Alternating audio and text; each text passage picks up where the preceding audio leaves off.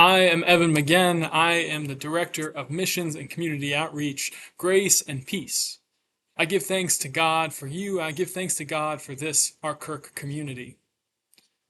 That is how the Apostle Paul begins his letters. Welcome to Thursday Thoughts, and as we turn to Galatians 1 today, I wanted to talk a little bit about the structure of Paul's letters. So, in so many of Paul's letters, they follow a normal structure of an introduction where he introduces himself, he introduces the people he's with, he offers a word of grace and peace, and then he gives thanks to God for the people and the place to whom he's writing. Now, that structure is similar to structures that we follow in our daily communication and letters.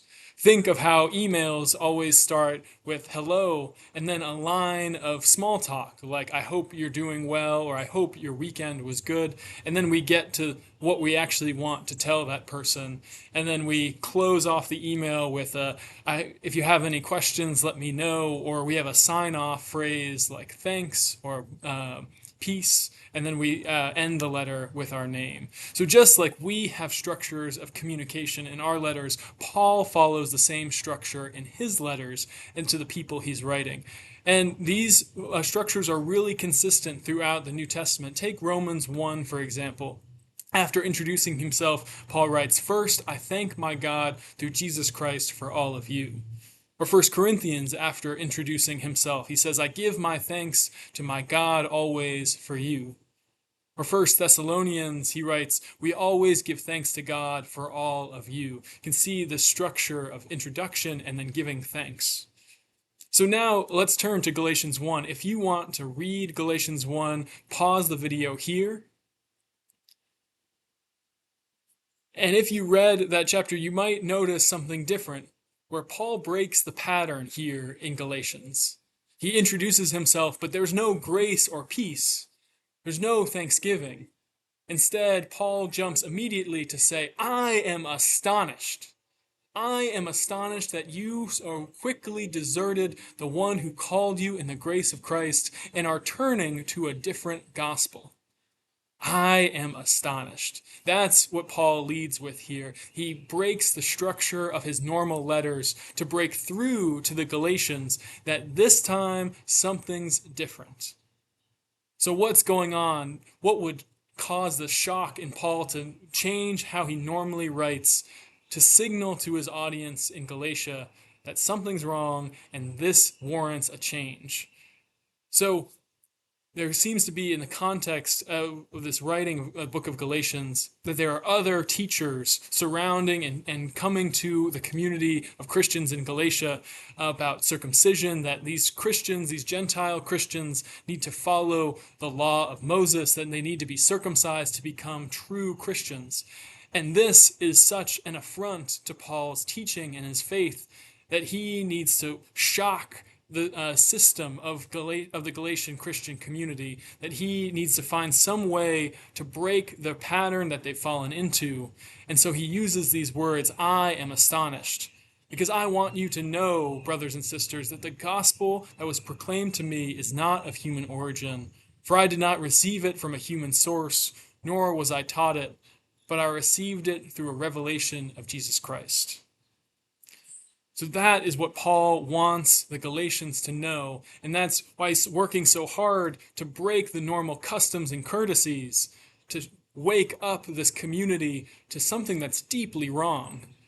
And what he wants them to wake up to, what he wants them to know, is about the nature of the revelation of Jesus Christ, that it comes through a shocking inbreaking of the Spirit. And when you think this is par for the course for Paul, this is how he experienced his transformation on the road, where he himself experienced this revelation of Jesus Christ in this shocking surprise and moment on the way to Damascus.